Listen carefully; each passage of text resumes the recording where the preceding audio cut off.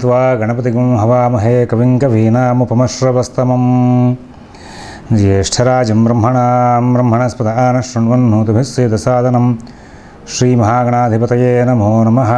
प्रणो देवी सरस्वती वाजेभिर्वाजिनीवती धीनामभित्रियवतु श्रीमहासरस्वत्यै नमो नमः। आदित्याय च सोमाय मंगलाय बुधाय च गुरुशुक्रशनिभ्यश्च राहवे केतवे नमः। ప్రేక్షకులకు శుభోదయం। ఈరోజు జూలై 5వ తేదీ బుధవారం। ఈరోజు పంచాంగం చూద్దాం। స్వస్తి శ్రీ చాంద్రమాన శ్రీ హేమలమ్మనామ సంవత్సరం ఉత్తరాయణం గ్రీష్మ ఋతువు ఆషాఢమాసం మరి శుక్లపక్షం ద్వాదశి రాత్రి 2:59 వరకు ఉంది। అలాగే విశాఖ నక్షత్రం ఉదయం 6:44 వరకు ఉంది। ఈ విశాఖ నక్షత్రం వెళ్ళిపోయిన తర్వాత అనురాధ నక్షత్రం ప్రారంభమవుతుంది। మరి ఈ రోజంతా కూడా చంద్రుడి యొక్క సంచారం ఇక్కడ వృశ్చిక రాశిలో శనితో కలిసి సంచారం అవుతోందండి। అలాగే ఈ రోజున మరి వర్జ్యం పగలు 11:09 నుంచి ఉంది। 11:09 నుంచి 12:55 వరకు కూడా వర్జ్యం ఉంది। అలాగే మరి ఈ రోజున విజయవాడకు సూర్యోదయం 5:33 అలాగే సూర్యాస్తమయం వచ్చేసరికి ఈ రోజున సాయంత్రం 6:35 సూర్యాస్తమయం అవుతోంది। ఈ రోజున గ్రహస్థితి ప్రకారంగా మనకి శుభ సమయం సాయంత్రం 6 గంటలకు ఉందండి। ఈ రోజున ప్రతి పనికి కూడా శని అలాగే చంద్రుల యొక్క కలయిక అందరికీ సంబంధించి కొంచెం మానసిక వ్యవస్థ మీద ఇబ్బందికరమైన వాతావరణాన్ని సృష్టించేదిగా ఉంటుంది। ఈ రోజున ప్రతి వాళ్ళకి కూడా నిరుత్సాహం నిర్లిప్తత అనేవి తరచుగా వెంబడిస్తూ ఉంటాయి। అలాగే ప్రతి పనిలోనూ కూడా వీళ్ళు అనుకున్న రీతిగా ప్రవర్తించలేక మానసికంగా ఇబ్బందులకు గురవుతూ ఉంటారు। అందరితోనూ కూడా చిన్న చిన్న సమస్యలు చికాకులు నడుస్తూ ఉంటాయి। విదేశీ నివాస ప్రాణ ప్రయత్నాలు ఇట్లాంటి వాటిల్లో ఉన్న వాళ్ళకి ఈ రోజున తప్పుడు సంచారానికి తప్పుడు సంకేతాలు ఇచ్చేవాళ్ళు ఎక్కువగా ఉంటారు। మానసికంగా శారీరకంగా కూడా ఇబ్బందికరమైన వాతావరణం తరచుగా ఉంటుంది।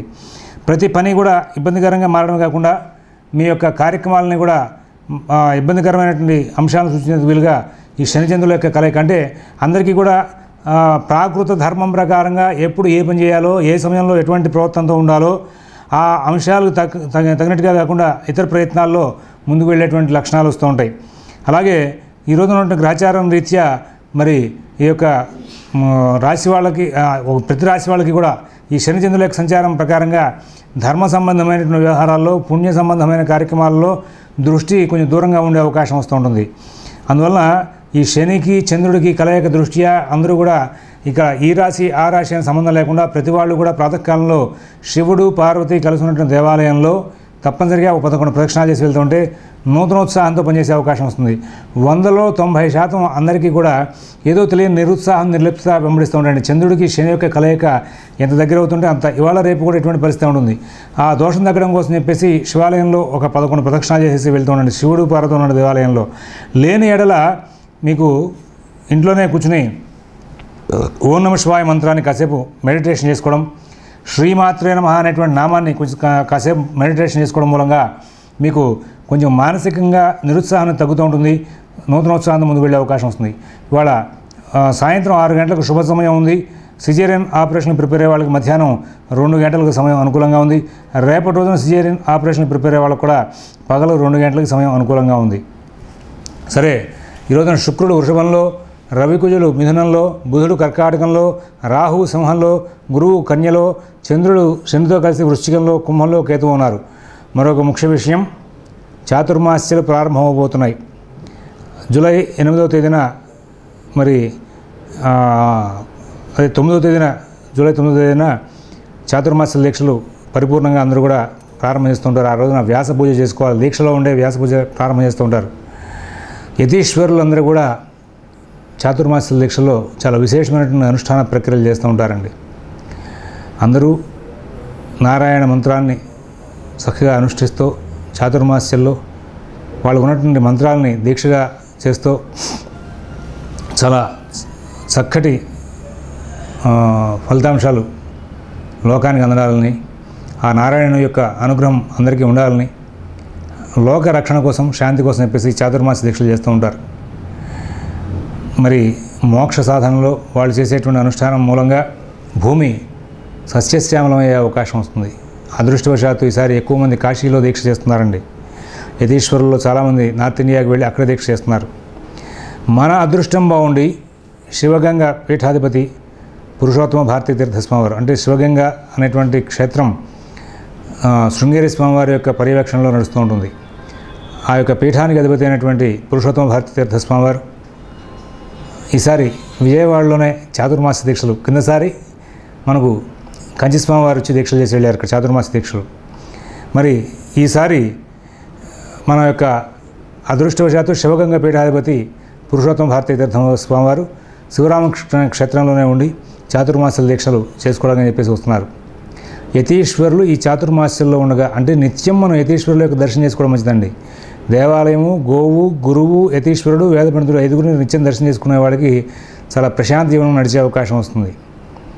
మరి అందులో భాగంగా చాతుర్మాస్యంలో కనుక వారి ఆశీర్వచనం తీసుకుంటూ ఉంటే ఆ శక్తివంతమైనటువంటి తపస్సుతో ఉన్నటువంటి వాళ్ళ యొక్క ప్రభావం చేత, వాళ్ళ యొక్క ఆశీర్వచన బలం చేత మనకు ఉన్నటువంటి దోషాలని కూడా తొలగి సకాలంలో సక్రమమైనటువంటి నిర్ణయాలు తీసుకుంటూ మంచి ఫలితాలు తీసుకుంటూ ముందుకు వెళ్ళేటువంటి అవకాశాలు వస్తూ ఉంటాయి.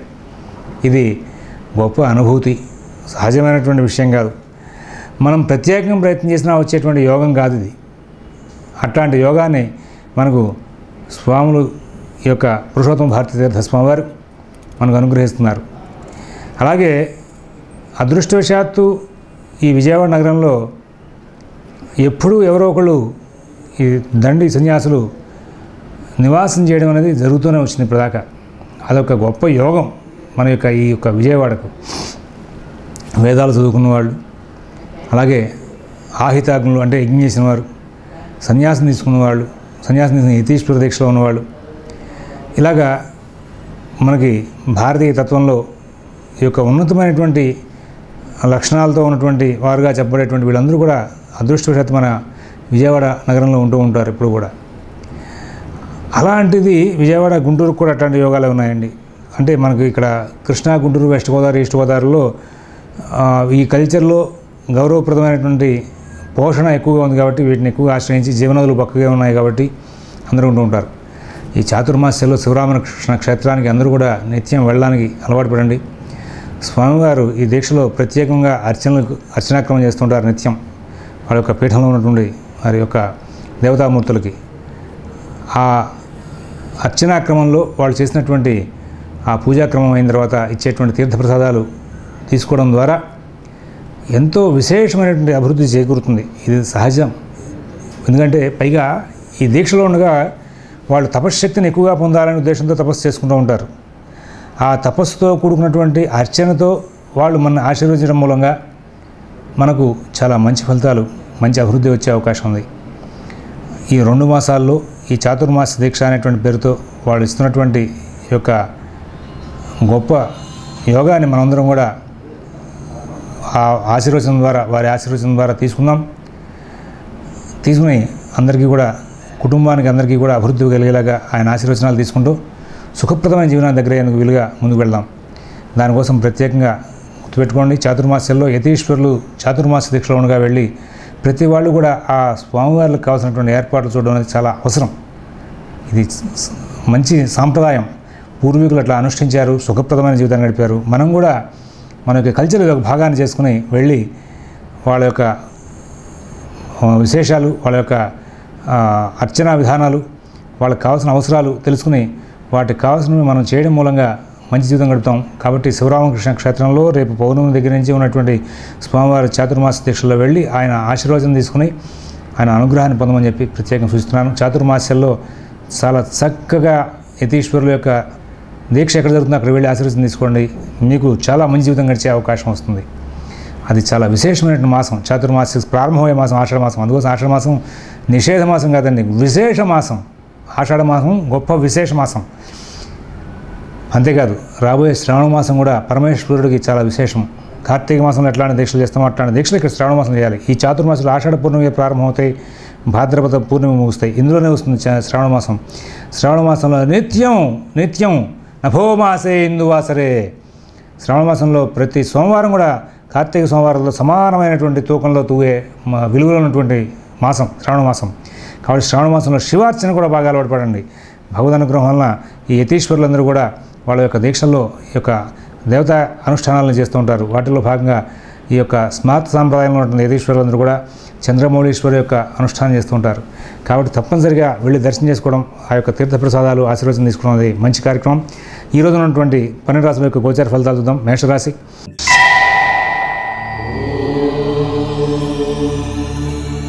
మేషరాశి వాళ్ళకి ఈ రోజున ప్రతి పని కూడా అస్తవ్యస్తంగా నడుస్తూ ఉంటుంది. ముందు జరగాల్సిన పని వెనక జరగాల్సిన పని ముందు జరుగుతూ ఉంటాయి. తద్వారా కొంచెం ఇబ్బందికరమైన వాతావరణం నడుస్తూ ఉంటుంది. విదేశీ నివాస ప్రయత్నాలు, స్థిరాస్తి కొనుగోలు ప్రయత్నాలు, కోర్టు వ్యవహారాలు, రుణ వ్యవహారాలు కూడా చాలా ఇబ్బందికరమైన వాతావరణం నెలకొని ఉంటుంది. అయితే నష్టాలు వచ్చే అవకాశం లేదు. శుక్రబలం బాగుంది, రవి కుజులు బాగున్నారు, ధైర్యయుక్తమైన బుద్ధి వస్తుంది. కానీ సవ్యమైన ఆలోచన రాదు. వాళ్ళ ఎప్పుడు ఏ పని చేద్దాం, ఏ సమయంలో ఏ పని చేయాలి, ఎవరితో ఎట్లా మాట్లాడాలి అనే దాని మీద సరైనటువంటి అవగాహన లేకుండా నడిచే అవకాశం వస్తుంది. తద్వారా ఇబ్బందికరమైన వాతావరణం నెలకొనే అవకాశం వస్తుంది. ప్రత్యేకమైన జాగ్రత్తలు తీసుకుంటూ ముందుకు వెళ్తే అన్ని సమస్యలు దాటుకుంటూ ముందుకు వెళ్ళే అవకాశం వస్తుంది. తప్పనిసరిగా ప్రాతకాలంలో ఒకసారి శివపార్వతులు ఉన్నటువంటి దేవాలయంలో 11 ప్రదక్షిణ చేసి బయటకు వెళ్ళండి. తద్వారా మంచి ఫలితాలు వచ్చే అవకాశం వస్తుంది. షేర్ వ్యాపారులు బహు జాగ్రత్తగా ఉండాలి. షేర్ వ్యాపారులు ఇవాళ మేషరాశి వాళ్ళే కదండి, అన్ని రాశుల వాళ్ళు కూడా ప్రత్యేకమైన జాగ్రత్తలు తీసుకోవాలి. ఓర్పు సహనంతో ముందుకు వెళ్ళాలి.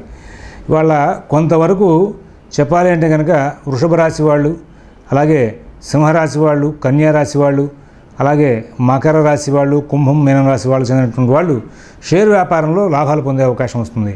కానీ అనుకున్నంత స్థాయి కాదు, కొంతవరకు లాభాలు తీసుకుని ముందుకు వచ్చే అవకాశం వస్తుంది. వృషభ రాశి.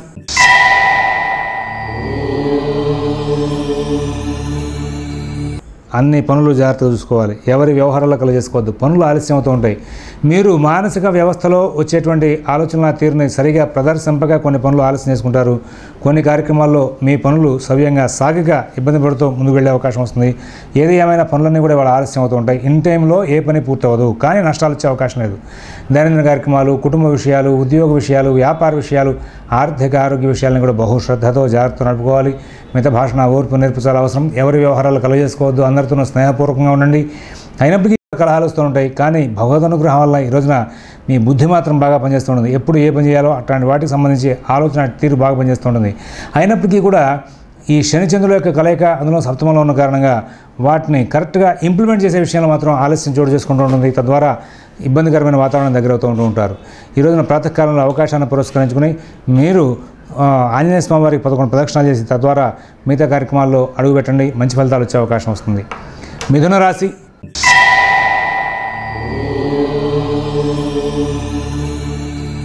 దైనందిన కార్యక్రమాలు, కుటుంబ విషయాలు, ఉద్యోగ, వ్యాపార, ఆర్థిక ఆరోగ్య విషయాలను కూడా చాలా జాగ్రత్త చూసుకోవాలి.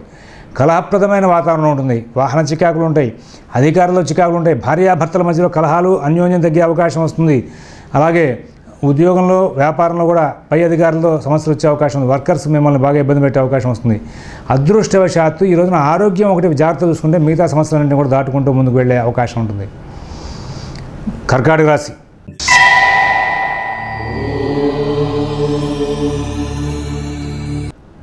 దైనందిన కార్యక్రమాలు బాగుంటాయి.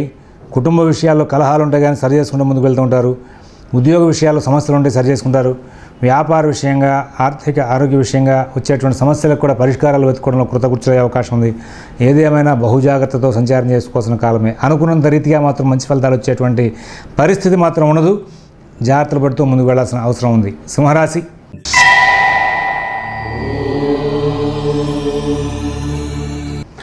మీరు త్వరగా ఏదైనా దీర్ఘకాలికమైన సమస్యలు కనుక ఉంటే వాటి పరిష్కరించుకునే ప్రయత్నంలో ముందుకు వెళ్ళాలి. 16వ తారీఖు నాడు రవి కూడా వ్యయంలోకి వచ్చిన వెంటనే ఇంకక్కడి నుంచి పనులన్నీ కూడా స్తంభించే అవకాశం వస్తుంది. మిగతా అన్ని వ్యవహారాల్లో కూడా మీ పనులు మీరు స్వయంగా చూసుకోవడానికి ముందుకు వెళ్ళాలి. విదేశీ నివాస ప్రయత్నాలు, స్థిరాస్తి కొనుగోలు ప్రయత్నాలు, కోర్టు వ్యవహారాలు, రుణ వ్యవహారాలు కూడా ప్రత్యేక శ్రద్ధ, జాగ్రత్త కనబరుస్తూ ముందుకు వెళ్ళకపోతే ఇబ్బందికరమైన వాతావరణం నడిచే అవకాశం వస్తుంది. అలాగే ఆర్థిక ఆరోగ్య విషయాల్లో కూడా ప్రత్యేక శ్రద్ధ, జాగ్రత్త కనబరుస్తూ ముందుకు వెళ్ళాల్సిన అవసరం ఎక్కువగా కనబడుతోంది. కన్యారాశి.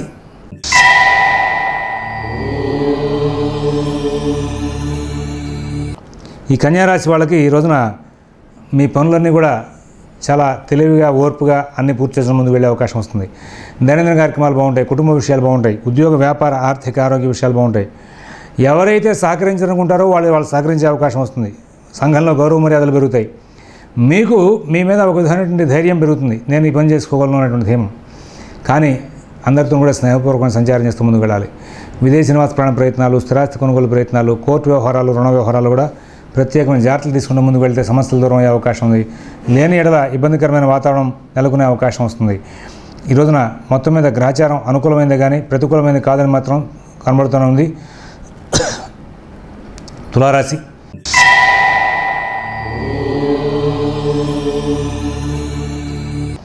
దైనందిన కార్యక్రమాలు బాగుంటాయి, కుటుంబ విషయాలు బాగుంటాయి, ఉద్యోగ విషయాలు బాగుంటాయి, వ్యాపార విషయాలు బాగుంటాయి, ఆర్థిక ఆరోగ్య విషయాలు బాగుంటాయి. విదేశీ నివాస ప్రయత్నాలు, స్థిరాస్తి కొనుగోలు ప్రయత్నాలు, కోర్టు వ్యవహారాలు, రుణ వ్యవహారాలు కూడా మంచి ఫలితాలు వచ్చే అవకాశం వస్తుంది. అయితే ఈ రోజున బహు జాగ్రత్తలతో ముందుకు వెళ్ళాలి. నష్టపోరు, ఇబ్బందులు ఉండవు, కానీ ప్రతి పని కూడా ఒత్తిడితో నడుస్తుంది. మొత్తం మీద పనులన్నీ కూడా సానుకూలం చేసుకుంటూ ముందుకు వెళ్ళి ఈ రోజున నష్టమైనటువంటి జీవితాన్ని గడిపే అవకాశం వస్తుంది. వృశ్చిక రాశి.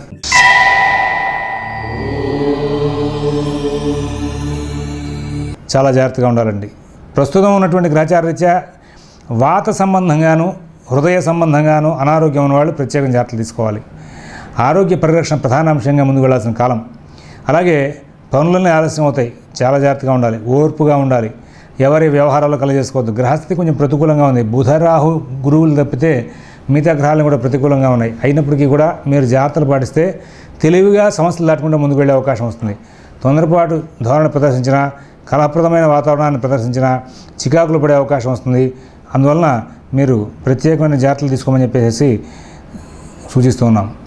ఈ రోజున అవకాశాన్ని పులుచుకుని ఆంజనేయ స్వామి వారికి శ్రీరామ శరణమమ అంటూ 11 ప్రదక్షిణాలు చేయండి. తద్వారా మంచి ఫలితాలు వచ్చే అవకాశం ఉంది. ధనురాశి.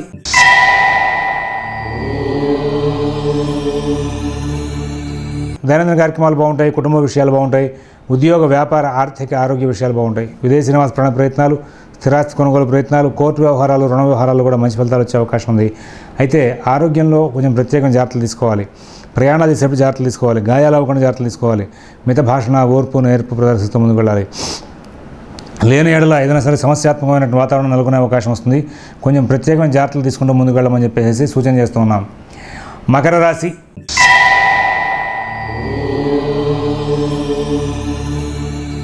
దైనందిన కార్యక్రమాలు, కుటుంబ విషయాలు, ఉద్యోగ వ్యాపార ఆర్థిక ఆరోగ్య విషయాలు కూడా చాలా బాగుంటాయి. కుంభరాశి.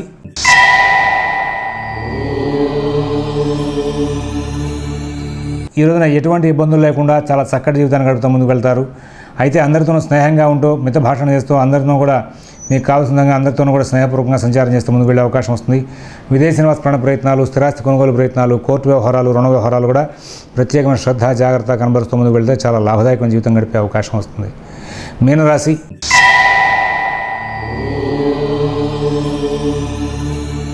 దైనందిన కార్యక్రమాలు బాగుంటాయి, కుటుంబ విషయాలు బాగుంటాయి, ఉద్యోగ విషయాలు బాగుంటాయి, వ్యాపార విషయాలు బాగుంటాయి, ఆర్థిక ఆరోగ్య విషయాలు బాగుంటాయి. విదేశీ నివాస ప్రయత్నాలు, స్థిరాస్తి కొనుగోలు ప్రయత్నాలు, కోర్టు వ్యవహారాలు, రుణ వ్యవహారాలు కూడా చాలా మటుకు మంచి ఫలితాలు వచ్చే అవకాశం ఉంది. సుఖశాంతులతో జీవనం చేస్తూ ముందుకు వెళ్ళే అవకాశం వస్తుంది. అన్ని విధాల లాభాలు పొందే అవకాశం వస్తుంది. స్వస్తి ప్రజాభ్యః పరిపాలయంతాన్ న్యాయేన మార్గేణ మహీషాః గోబ్రాహ్మణేభ్యః శుభమస్తు నిత్యం. లోకాః సమస్తాః సుఖినో భవంతు. ఓం దత్సతు.